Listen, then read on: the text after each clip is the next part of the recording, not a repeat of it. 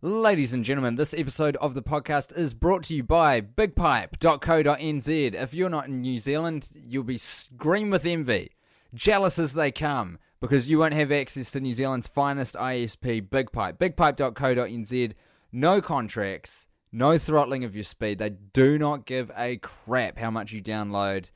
Excellent online support. They have got very fast plans, very fast, very cost-effective plans, unlimited. There's no caps. There's no contracts. There's very little terms and conditions. Just grab your modem and rush over to bigpipe.co.nz. If you join, make sure you use the code WORST when you sign up, and that helps us out, lets them know that you've come to them through us. Enjoy the podcast. Big Pipe. It's the worst idea of all time. It's the worst idea of all time. It's the worst idea of all time. Season 2. Should we just rip the scab off this thing? I don't feel ready. But do you want ready? Do you want? I think we've already started. We're in. All right. Hello and welcome along. Sorry, hold on. I'll introduce you in just 1 second, wait, friend. Ghost. Welcome along to the worst idea of all time. Halt, Spectre. My name's Guy Montgomery. My name's Tim Batt. And we've just watched Sex and the City 2 for the 47th time. And we are joined by very special guest all the way from Australia through some rat-infested pipes in the internet. You know her from being hilarious all over the country. It's Becky bloody Lucas. How are you? Do they know me from being that all over the country? At least 10 They people at a minimum who are listening right now. Like, yes, motherfucker, Becky Lucas is on the show. Yep, here I am. Here I am.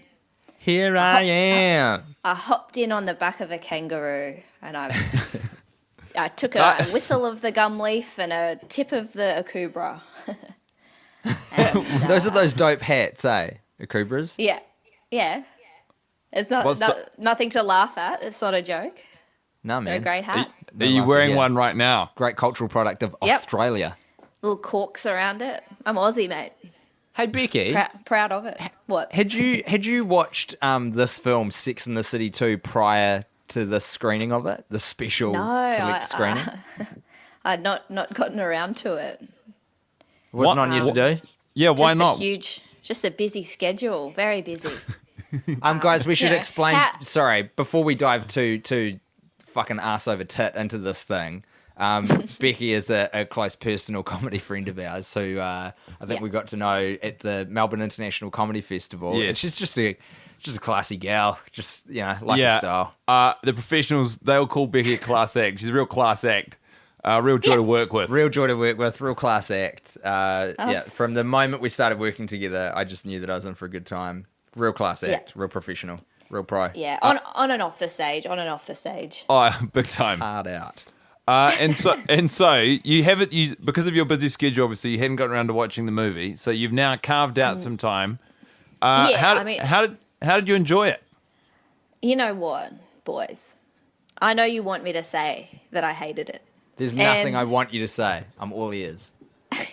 I did. I mean, it's obviously a terrible movie, which is that's why we're gathered here today. But We're just watching it. We're not casting dispersions. yeah, right. I'm really emotional at the moment, and I'm crying at everything, and I actually I'm really hungover, and I cried. Did you really? At Yeah. what part? What part Like- of Sex and the City 2 had the emotional gravitas to get you to Like cry? 7 different parts, I teared up. Oh, I think I'm just God. very sad. That is music. Do you know how happy this news makes me? That is music to my ears. That it got through to someone. Becky, you're a goddamn angel. I know I'm the only one. I've never listened to your podcast, sorry, but Why would you? You've got a very busy schedule. We understand. yeah, I have to order food right to my door and eat it and feel sick. Just to be clear, I've consciously avoided listening to you on any podcast you've appeared on before as well. Even podcasts that I regularly listen to, if I see Becky Lucas is on it, I'll steer clear avoid of them that. at all costs. It's a nightmare. Becky, can you take me through the blow by blow of where at this movie you cried? It's hard. I'm so embarrassed. We're all friends, mate. We're all friends here. I just okay. What about where did I cry? I cried when Charlotte's having trouble with the kids and she goes into the cupboard and cries. Oh my God. I used to be a nanny. It's hard. It's tough. Man. It's not hard. She's just chosen to make 1 billion cupcakes. She's put it all on herself. There's no reason for you to make that number of cupcakes. Someone's got to do that. No, they don't. This is the thing. They would have you believe that someone has to do it. No one has to make that number of cupcakes. The thing, like, if you look at the amount of money they're throwing at other problems, surely if you had to make those cupcakes and you knew you had a lot on at the time, you could got just a guy. She's trying to be an involved mother. She's trying to teach her kids the value of making something at home and taking it to a party. And to be honest, those kids don't understand. One of them's screaming. She's not focusing. If she's teaching her kids about responsibility and making cupcakes, taking them to the party, she should be concentrating on giving them that lesson. But she just, in the middle of the job, calls up her friend. She's worried about those big tits swinging in front of her husband's face. As we all would be, put in her position. I mean, they're beautiful. Very full. Very full. What, the bosoms? Yeah. Buxom springs to mind. Gorgeous. Absolutely gorgeous. I myself have no tits. You could drink cereal out of my tits. So every time I see some good ones. You're really on the lookout there, Becky, eh? It's really tickled Guy, by the way. I don't know if you can hear it. You absolutely can, because he's peeking out the microphone with his laughter. Crackerjack line. What were some other moments that really grabbed you by the short and curlies and had you in tears? I'm trying to think. Because, as I sound really, I think I'm just, like, sad at the moment and everything's making me cry. But I'm sorry to hear that. Oh no, in a fine way, right. like in a way. I tear up. I tear up at commercials or any You're sort just of display of You're very in touch sentimentality. with your emotions right now. Yeah, I'm just alone. I'm really lonely at the moment. No, everyone's busy. You yourself, you've confessed to being very busy. Very busy. Why else would you not listen to our podcast? Surely that's the only reason. I'm on the go, I'm here, I'm there. It's great for listening to on the go. Okay, I'll listen to it after this one. See how I rated. Because the thing is, I was nervous about doing this podcast because I know everyone, obviously there's so many problems in it, but I don't want to say what everyone else has said. So I was trying to come at it with a new angle. We don't have that many people on. We don't.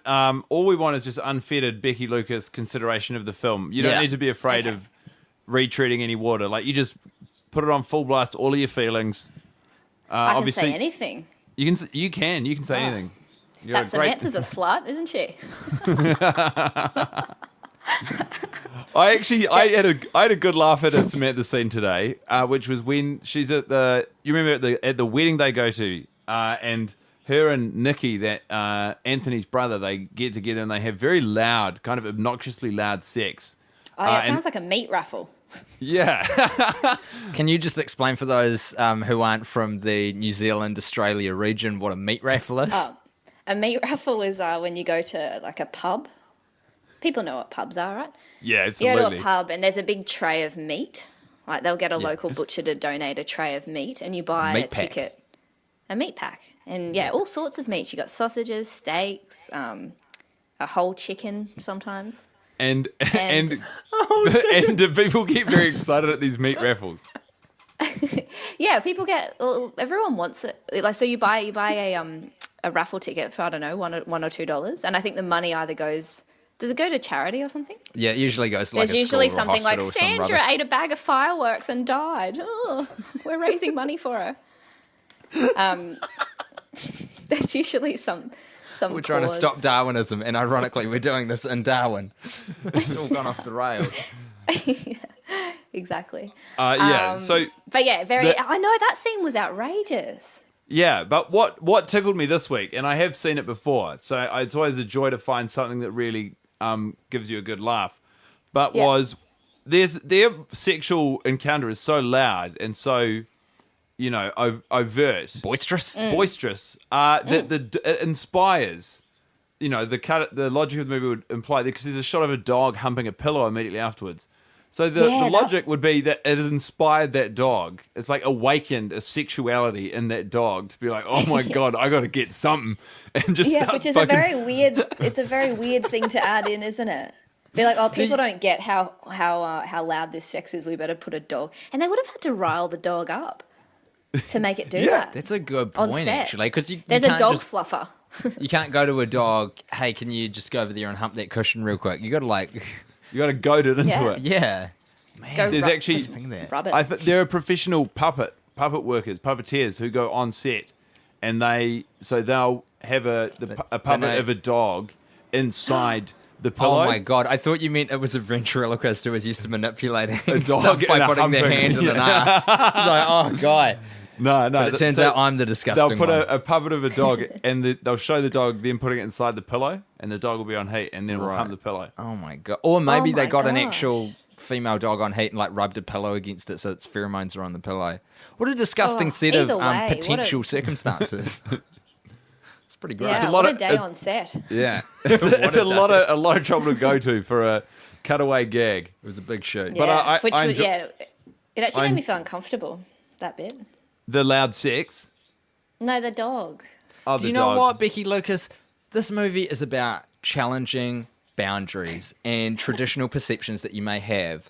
What does it And mean to women. be a feminist? What does it mean to be a woman? What does it mean to be in the Middle East? What does it mean to make a film? It's challenging all of those horizons or parameters that we thought we knew. It's very avant-garde, isn't it? Absolutely. It's. I mean, it's horrendous when she's like, when she's talking about the economy and she goes, "I need to do something rich." Is that Yeah. what she says? Yeah. She says 2 years of bad business in this bullshit economy and I'm out. I need to go somewhere rich. I'm Yeah. getting the lines now. I'm finally Yeah, getting you them. did It smash only that. took 47 watches, but I'm finally smashed getting the that line dialogue. out of the park. Like, how did they write that? I need to sneeze. Wait. A dartboard. It was actually we watched an interview with the director, Matches Pikelet King. Bless you. Thank you. We watched it last week, and he was saying that it was the notion was it was meant to be escapism for Americans because it was set and it was made in the recession. So it was like, and we thought, these people who can't go away would like to see some other people on a movie. I never thought about Go how on. ridiculous is that, but that's not how escapism works. It's not like, oh, you know how you broke your leg? I thought I'd show you some footage of me running along a beach. It's escapism. It's like, no, you're fucking rubbing it in someone's dumb face for being disabled. Like, that's awful. That's the opposite. Yeah, they Oh, should have cool. shown. I don't know. They should have made it Auschwitz themed or something. Yeah, there you go. That's escapism. It's like, hey, remember the Holocaust? You're not in that, so It pull should your have socks up, been America. four girls go to the tip. I would watch the hell out of Sex and the City 3. Girls at the Yeah. Yeah, that's funny because that's the thing. And that's another thing that I noticed, and we talked about a little bit when we were watching the movie. Tim, is there's You no. can address this to both myself Yeah, I know, but and Becky. the issue is there's no call to action. There's nothing that gets you excited about what the gals are about to do. No. And I mean the closest they have is when it's like, well, I've got a very expensive free trip for all of us to go to Abu Dhabi. Are we going to do it? Yes, we're all going to Abu Dhabi. And Yeah. then there's yeah. it's the call to action is a holiday, as you said, Tim. It's like Yeah, yeah. it's crazy. You can't. It's And crazy. It's not a film.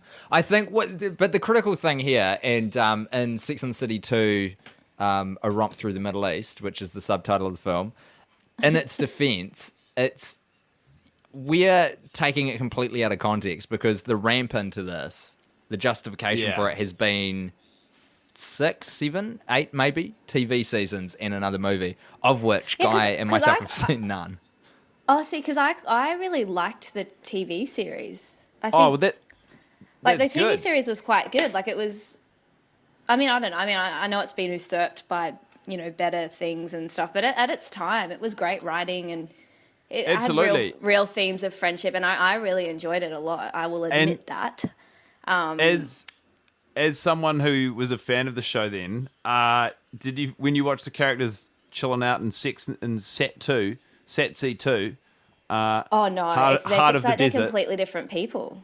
Yeah, And they all look at each other like they're not like it seems like 4 people who have no connection go to Abu Dhabi. Yeah. Like they don't seem to even really Yeah. like each other that much, and their conversations really stilted. Yeah, it's And a we've You theorized know when it's like Miranda tells Charlotte to keep drinking, like take a sip. Yeah. I'm like, that was awful. That's something that a girl at a bar would do, and That scene you'd feel pressured contains to do it. the single most offensive part of the film, which is when they're I discussing think robotic part of the film. they're discussing how difficult parentage is and just raising children. And Charlotte makes the observation that they're pretty rich. So she says almost completely down the barrel to the camera, how did the people without help do it? To which Miranda replies, I have no fucking idea, to them, and raises a glass to clink. As if that is the like... Yeah. You know, that just forgives all of the awfulness and gaudiness of the rest of the film. Deleted scene immediately after they clink their glasses. They both pick up magnums of Dom Perignon and pour it on the carpet. Pouring one out for their homies, the working class. And then they take out huge pockets full of cash and they put it on top of the Dom Perignon, and then gasoline, a lot of gasoline. And then it cuts away to the dog humping their leg. Nothing gets dogs going like meat raffles and burning money.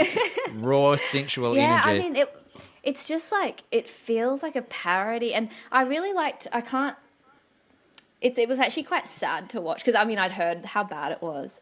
But it was just like, who let this happen? Like, how did Sarah Jessica Parker let this happen? Like, I don't know. It's just so far removed from, I feel, the TV series. Mate, money talks, shit walks. Yeah, man, they must have got. Do you know how much they were paid to do it? No, but I don't know SJP got why. paid the most because she was an executive producer. The figure 16 million has popped into my head. I don't know where that's come from. Maybe it's based on nothing. But what I did read is there was an... Oh, no, you go, Becky. No, you go. I was just going to make... I just feel like that's what spurned ISIS on, seeing that film. You're not the first person to make that observation. I'm sure. But it's like, I see that and I'm like, all right, take my head off. I get it. I get why you're decapitating people. There was an article that was making the rounds this week that a lot of people linked us into, which was, I think it was the actual correct... So, like, Sex and the City is based on a series of novels, and then whoever transferred that into the TV version, I think they came out and somewhat recently in an interview and were like, yeah, Sex and the City too, like, she's not supposed to get with Big. Like, it wasn't... That was a complete divergence from where the characters were supposed to go. It's not right. It's not what was supposed to go on. I saw that, but I'm also right. but what you created was fucking 10 years ago. So, like, obviously what you wanted for it, and, like, if you cede control of the characters. Yeah, it's I heard, I can't remember what podcast I was listening to recently, but Paul Scheer was guesting on, it was Doug Loves Movies, and they were talking about the new Star Wars film, and I can't remember who it was, but one of the guests who was on, a fellow comic, was... fellow to Paul Scheer, not to me, I'm a plebeian, was going like, this isn't a real Star Wars movie. I love it, but it's like a fan fiction because it's made by someone else who isn't George Lucas. Yeah, but it's like, shut up. So you could interpret this as part of that as well. It's like part of the Sex and the City lore, but not, it's not canon. Well, no, I think that's what fans. And if there are any fans of the show who listen to the podcast, please correct me. But I'm pretty sure that a lot of Sex and the City television fans even enjoyed the first movie just for the the nostalgia of getting back with your old friends and hanging out. Totally, I quite enjoyed the first. I thought the first movie was still a bit like extravagant and stuff, but I still enjoyed it somewhat. Yeah. And then I understand that the second film is sort of, a lot of people just don't think of it as part of the canon. It's like, it's a whole different thing. They just went out there, made a shit ton of cash. Different. Don't want to be a part of it. If I may delve back into the overwhelming sort of and omnipresent sense of sadness you felt during the movie, Becky, what was another moment that you were moved to tears? Okay, so when the kids were crying, I felt her frustration. There, I think, where was there? Is another part. Maybe when she thought that after she kissed Aiden, and she thought Big was really angry at her. I teared up a bit because I just remember. I know that feeling of being like, I fucked up. I fucked up. And did you? As I say, I'm a bit hungover, and the tears are flowing. I don't think a hangover is an excuse for what you say, because I feel like you're often, when you're hungover, you might be in a more lucid or less guarded state, and so stuff will come out more naturally. Did you feel like that? I get teary. And I can't go. I try and go shopping, and I end up. I can just appreciate holding- that. I Like I'll hold- watched. oh, Why can't you go shopping if you're hungover? I'm too confused. Like if I go food shopping, I'll come out holding an egg and some strawberry pulp. Like I don't understand how to Forget do the it. concept of nutrition. Yeah. But Anyway. do you then get really upset at yourself for like not being able to nail food shopping anymore? Yeah, I think why'd you have to have 7 pints? The first time I watched, have you seen the film Requiem for a Dream? No. It's scary. like generally considered one of the most kind of affecting movies about, you know. And I watched that for the first time when I was really hungover, and on a Sunday morning when I was 17 years old, and I was When you at my mate had come Adrian's down from place. heroin. That's how it puts you there, right? And because it was the first time I'd seen it and I hadn't heard anything about it, I was totally just exposed. And because I was hungover, I was especially vulnerable. And I was in his parents' apartment, which was like 4 floors up, and I got like pretty close to just straight jumping off the balcony. Like, Oh no. I'm just saying, like, I can sympathize with the emotional state that a hangover can put you in when you're exposed to a piece of media at this kind of length. Requiem for a Dream is considered, one of the best films ever made. So we're not dealing with the same thing here, really. But are we? it's kind of like it's getting the same effect, but through a different means. This is kind of a brute force attack because it's so long and so pointless that it kind of gets you to the same point of desperation, but it's taken a very different path to get there. Yeah, totally. Yeah. Like I didn't take anything seriously, and it was annoying me. But there were some parts that I was just like, oh, like I just want to tear up about that theme anyway, and it's just staring at me in the face. That's a it's a good open way of watching a movie. Yeah. Because it would Allow put yourself, I just had those big, beautiful camels and colours and the sand, and I was sort of swept away in the magic. That's good, because that's exactly what they were going for. Yeah. So some of it works. You're yeah. telling me there's a chance that I can enjoy this movie still. I reckon. Just give it another shot. Becky Lucas, can I ask you a personal question? Yes. Are you a musical person? Like, do I play music? Bit Or of do singing, I listen to it? play an instrument, bit of squid No, up. I don't sing you know? because my mum you used a to f- be a singer, and I find singing embarrassing. So you wouldn't be down with a bit of squid up, ba. Scoobity boop ba. Scoobity beep ba. Scoobity ba ba boo. Skibbity boop boop boop boop boop boop boop. Ba da ba da ba ba ba. Scooba bow ba doo ba dee ba bo ba doo. Ba ba dee ba da ba bow. Scoobity ba da ba da ba da ba da. Boop ba dee ba da ba. Scoodoo ba doo ba Hey, doo. you guys are breaking up. Scoobity beepity beepity beepity squeak beep beep beep beep beep ba ba da ba ba da ba ba da ba. Bibbidi bibbidi boop boop boop boop. Ba ba da boo.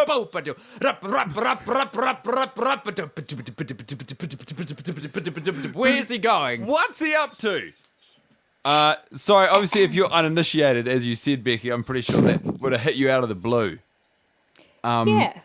Tim was trying to figure out What's if you were going on, boys? a fan of jazz music. Becky, what a great audience surrogate you will serve as in this episode of the podcast number 47 to explain a segment where we try to dissect the backstory of a guy who is in an early portion of the film. The gals are having lunch together. They're in a cafe. Samantha's about to drop a bombshell that they're all going to the Middle East on an all-expenses-paid trip. And if you pay close attention, over their shoulder, there is a man. And he is at a neighbouring table in the cafe, and he's ordered a coffee. He comes and he sits down. We see this. We don't see him sitting down. Yeah. He's already there. But we see the coffee order placed, the coffee arrive, and this guy, he's only in the background of frame thrice, and in each shot he is just buffing back that coffee. He's going, Buntfa! 3 times he buntfas, and he just finishes his coffee, he stands up, picks up his shit, and gets the hell out the door. He downs a coffee faster Yeah, than right. anyone has seen in a movie before. It's incredible. He just 1, 2, 3, whole cup of coffee down his gullet. Just He's off. sculling it. A coffee Yeah. that is undeniably scalding hot as it has been freshly served. And Yeah, right. what do you think would prompt a person, specifically this person, to need to consume that amount of caffeine at that pace and leave with such purpose, what could possibly this guy be doing, and where could he possibly be off to? Could he be avoiding the smell of Samantha's rank moot? Definitely. Let's delve into that. Like, give me more. Paint a picture I've for got me. nothing else. No, look. Okay, wait. Where could he be going? Well, let's focus on the initial point so Samantha's So it's an rank avoidance. mutt. It's actually there's actually no outside influence. It's an avoidance technique. So he's like, I've ordered this coffee. I'm going to pay for this coffee. Like I'm going to get I'm going to get I value want for it what I've ordered. next to my face as much as possible to get the aromatic scent in there. But so help me God, I cannot spend another goddamn second in this cafe with that smell permeating the entire residence. Yeah, basically, because she's I mean the wedding. She had the wedding and all of that and all that vigorous sex. I don't know if she used a condom. She definitely uses a condom, as is revealed in Abu Dhabi. Oh, that's right. She does. She practices safe sex. I don't know. I feel like she'd have a battered moot. A battered after, mutt. yeah, just after all these years. That is a sensational and brutal turn of phrase. So She's been rooting for 35 years. Like, yeah. More. and and he's very sensitive to that smell because I just don't get how vigorous sex Why is leads it- to the smell. I'm curious. Why how is it does so A equal sensitive B? to the smell? I don't know. There's an imbalance there, I guess, sexually. I'm not a doctor. I'm not a biologist. We all know this about Tim Batt, but I'm going to throw a theory out there. Is it like, you know how the normal human vagina has the ability to clean itself, so you don't want to use a whole bunch of soap because it's kind of got a natural mechanism to be able to clean itself. Is it sort of akin to that where the human vagina has the ability to self-repair, but Samantha is just chucking such an unnatural amount of intercourse in and about the vagina's workload is he's working 12-hour it's shifts. dysfunctional, so she's broken it. Yeah, that's true. It's trying to clean itself, and gone it into can't, overload. and it's and I reckon there's a scent there, and he's smelt that, and he's thought, no thanks. He just came in for some coffee, and he didn't need that. No one needs that. And that would explain Charlotte's hesitation as well to go to Abu Dhabi, because she's like, well, I don't know. So the other friends, they can smell it, but they're just like, we'll just tolerate it. She's worth it. I'm pretty sure the trip's going to be dope. Carrie used to be a smoker, so she's probably not got as strong a sense of smell. Carrie was a smoker in the series. And what about Charlotte? Charlotte's can she too smell polite. it? She's from such an upbringing that you don't talk about damaged mutts. No, exactly. And Miranda, I don't know, she lives in a smelly part of town. Miranda's got a There's sort of deviant the- septum. Yeah. Well, Yeah. and Miranda's son also spends a lot of his time in the sewers, so She's probably got. Yeah, She- he's she's playing with gotten used to rats that and smell. stuff. Yeah. Smells like rats. that's right. He does smell like rats. That's exactly right. Heaps like rats. The I don't know if science- you know he's this always- about Brady, No. but he smells a lot like rats and jizz. Exactly. Yeah. So she can't tell. She can't differentiate. Charlotte's the only one there Yeah. who can smell it, and that's why she didn't want to go. I absolutely love your theory, Becky. Thank I you. think It's the single most Australian moment we've had on the entire season. I'm sorry. I've gone really Never I'm apologise. really disgusting now. All my comedy's pretty low. Hey Becky, we invited Becky Lucas on and we said, hey Becky Lucas, can you be Becky Lucas for a bit? And you were, and I'm so grateful for it. Thank you guys. So happy to Perfect. be here. Thanks for this huge opportunity. were there any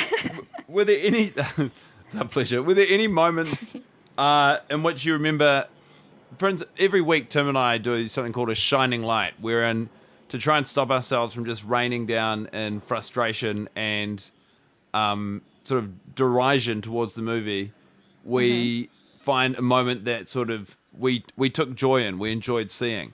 And it's Yes. called a shining light. Was there any moment watching the movie wherein you thought, wow, this is actually, I'm having a good time. That's a good gag or anything. For instance, I can kick off. I'll give you mine first if you need a bit of time to think of one. I wrote it down. I'm just going to quickly find it in my notes. So Miranda's husband, Steve, who we're all a huge fan of, who eventually actually after the credits it shows you, it says it in the, it's like what the characters are doing now. He went on to become mayor of New York. What? Yeah, pretty impressive. But there's a scene at the wedding where when Liza Minnelli is covering single ladies, and it's a shot. I'm pretty confident the shot is predominantly Miranda talking to someone else. I think Charlotte or Carrie, who's not in the actual shot. So Steve's sort of just out of focus in the background. Liza Minnelli belting out single ladies with all the verve she can muster. And Steve is just deep in the groove. Like, Can you explain the following as Steve in the first person, please? I'll give you Steve's inner monologue as he hears Liza Minnelli sing it. Listen, he's like, If you like it, then you should. oh, wow. Hey, the song's actually pretty good. Oh, would you look at that? Hey, I'm dancing. D-A-A-N-S-I-N-G. Dancing. I spelt it. I'm spelling right. That's pretty much what it looked like to me. Perfect. I love it. I love Steve. We love Steve Salt as of well. the earth. So, yeah, did you have any moment? That's a pretty specific one, obviously. Yeah, no, that's beautiful. That's awesome. Thanks for that.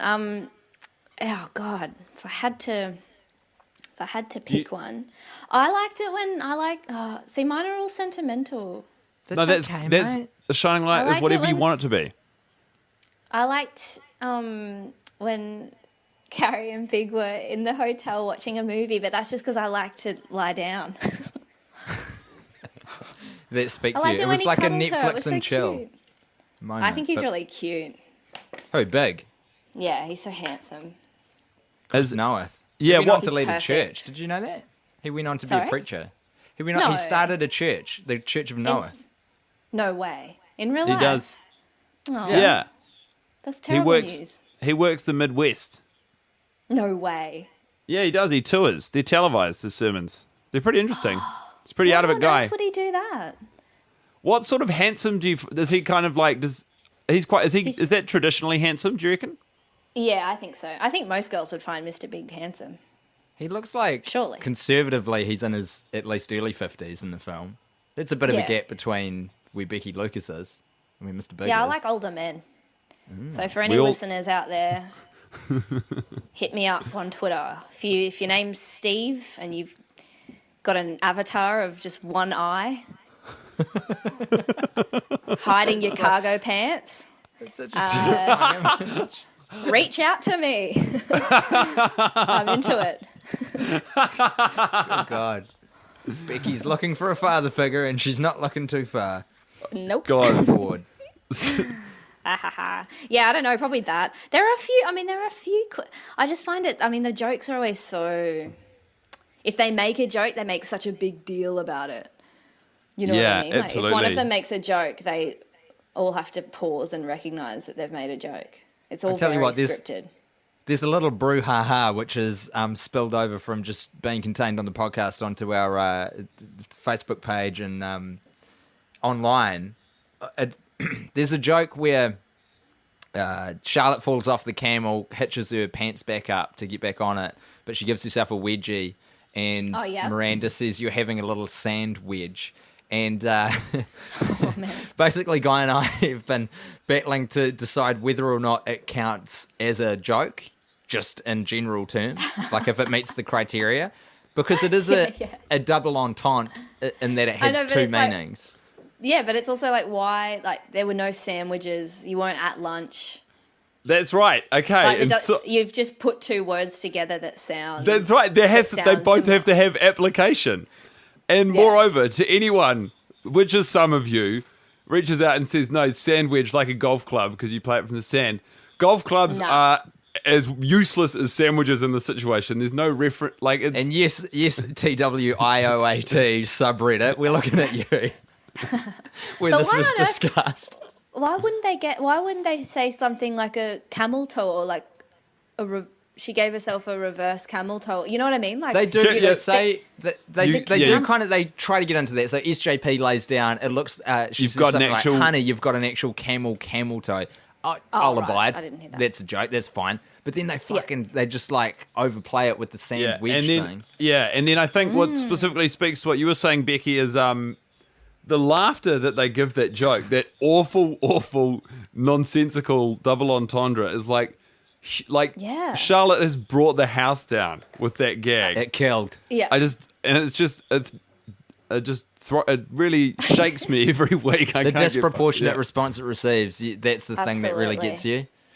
I'm trying to remember what my shining light was. Your shining 'cause I wrote light it down. You said it was you couldn't believe that you hadn't had it before. Yeah, I know. Every week it's your favourite part of the movie. No, what was it? It involves Chris Noeth watching Deadliest Catch. Oh, yes, that's right. It's so good. It's one of those things where you just like, if you have been in a relationship, you don't necessarily have to relate to it in terms of you've done it or it's happened to you, but just the hilarity of doing it in general. He's got Deadliest Catch on for a TV that he ostensibly bought for her on their anniversary of their marriage to say, hey, remember that great time we had watching a film in the hotel, that black and white movie, it was so romantic. I got us a TV for the bedroom so we can recreate that. He's watching Deadliest Catch in the wake of going out to a Hollywood event with her for the premiere of the film, where he got hit on by, I always forget her name. Penelope Cruz. And SJP got a bit shirty and grabbed him and yanked him out of there, and they went home. And she said, she's getting dressed for bed, and he's already in bed watching Deadliest Catch, and she goes, it's a little loud. And he goes, you thought it was funny when the gay guy hit on me at the wedding. And it's just every week I'm like, yes, Big, you are grabbing that hand grenade, pulling the pin, throwing it at your new wife and just waiting for the explosion. You know that you're starting shit. You know you're lighting the fuse and you're just prepared to fucking play the ball. And that's what makes him... That's why he's so attractive. He's attractive. He's a high-powered stock market broker.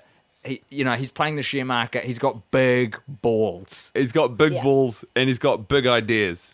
Huge ideas. He's full of them. He actually, he has in his, Becky, I don't know if you know this, in his office, you know that big tower where he's got screens and no keyboards? He's got this big book full of all of his ideas. He fancies himself an entrepreneur, a philosopher, and so each week we open up the book and we sort of swipe through the pages and see what exactly Mr. Big is cooking up and how's he going to make the next million. Yeah, his latest scheme. And appropriately, I feel, as our guest, if you wouldn't mind doing the honours of looking through the book and seeing what Mr. Big's cooking up this week. Okay, do I... I just pretend to look through this book, obviously. When there's no pretending going on here, you grab the book, Get give the it a book in thumb your hands. through. Okay, his next big idea. All right. Toilets in bedrooms. Yes. That checks perfectly with his character as well. He's the sort of guy when he gets into a Deadliest Catch marathon, he doesn't want to have to go far. I'm not missing a second of this. I've got to take a shit. Wait a minute. That hot business idea I thought of. Could Deadliest you please... Catch is what he calls his dump. I don't even know if is that a non-joke? Is that like a Sand Wedge joke? No. I Sounds love like that. one. I like that. Where is he putting these toilets in the bedroom? Are they regulation toilets, or is he building them into beds or dressers, or? I just reckon like beside a dresser or something. I've often wanted a toilet in my bedroom. Isn't that disgusting? Do you think it lends itself Yes, to a kind happy of. marriage, or do you think that some things are still sacred no matter how long you're with your partner, and that maybe you should take a shit in solitude? I think that I would personally not like to do it in front of them, but I reckon he would be marketing it to like a lonely single guy who finishes a pizza in bed, feels the urge at 2 a.m, doesn't have to go to the bathroom, doesn't have to walk past his housemates. Just some sort of schlubby bachelor who Totally. can't even muster the motivation to. He's just like an earthworm. He just eats, lays in bed, shits. Oh my god. That's his market. That's That his is market. Such a grim picture you Such painted. a belief. I've got him in my head, like I can And see yeah, the dude. He's got like he hasn't shaved in ages, but he doesn't have like a nice beard. It kind of comes in thick at the neck and thin on the face. He's a little overweight. He hasn't seen a lick of sunlight in some time. He does something to do with computers. Got a ponytail, and one little patch hard. of the ponytail is dyed blue. Oh my god, brutal, fucking brutal. But I'll tell you what, very profitable segment of the population. They got money to burn. Yeah, There's so I many mean, of them. their only real expenditure is Wow, getting a good internet connection for World of Warcraft. and pizza Yeah. and a Netflix subscription. And do you know what no sunlight and a diet of pizza will lead to? Just constant shitting. Irregular bowel movements. And that's where Mr. Big steps in. Remove the risk from your shitting life by installing a toilet in your bedroom.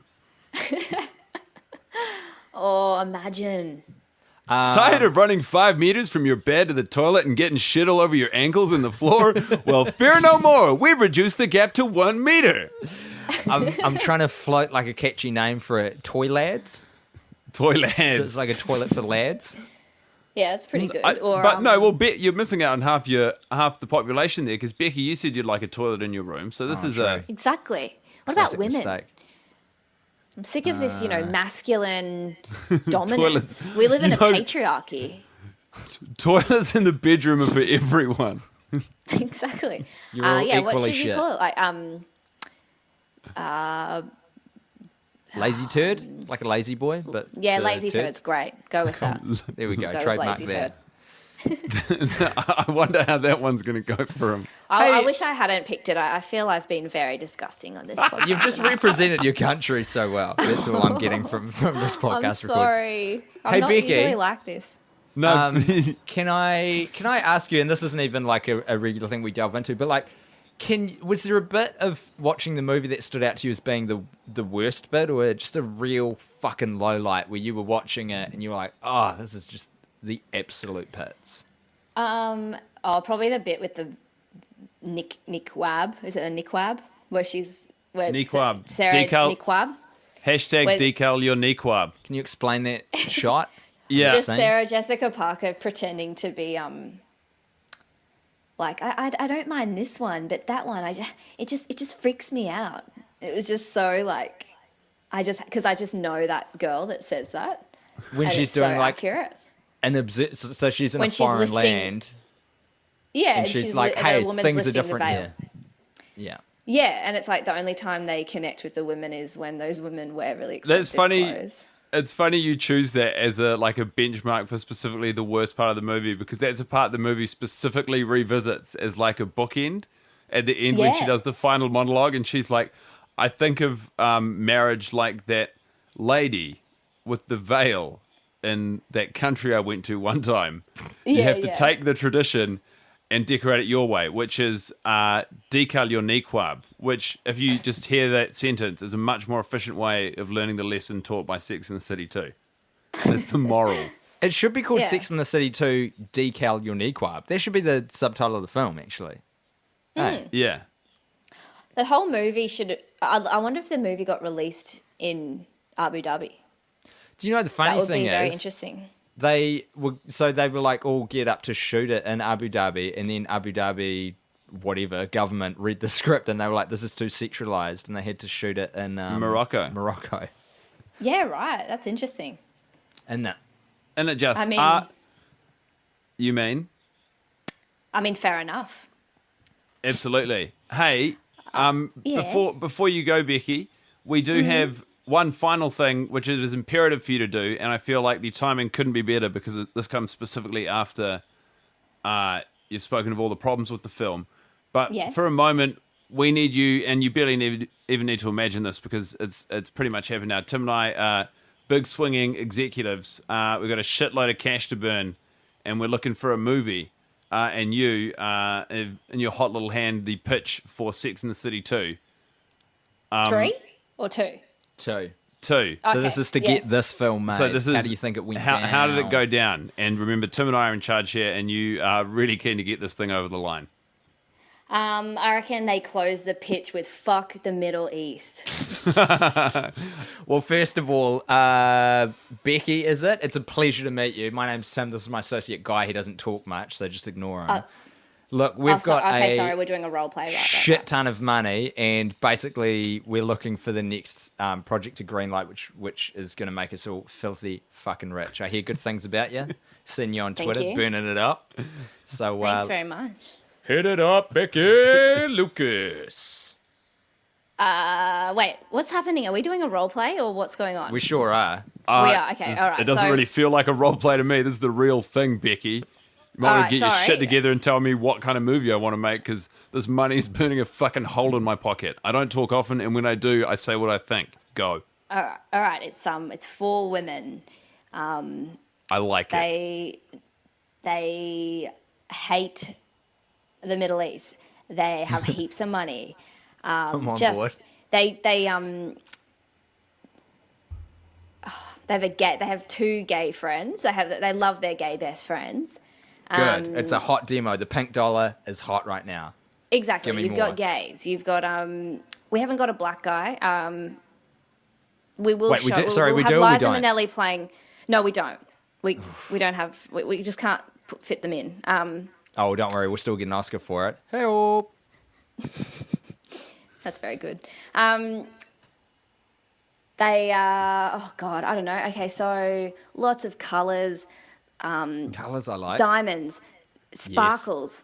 Got it. You know that song that was really popular in the first one? We're bringing it back. Cool. Didn't see the first one. Well, it was awesome. Hey, Becky. Yeah. Guy Montgomery, hotshot executive over here. You're describing a lot of visual elements, but I'm really struggling to get a vivid idea of what exactly is happening in this film. So far, I've got 4 women, 2 gay guys going on a rampage through the Middle East. Lots of colours. I like it.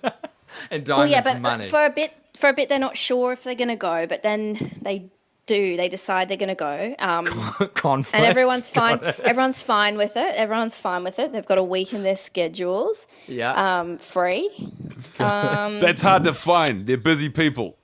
Exactly. And then Carrie wears a big hat. She wears a really interesting hat into first class, and there's a bit of a joke there.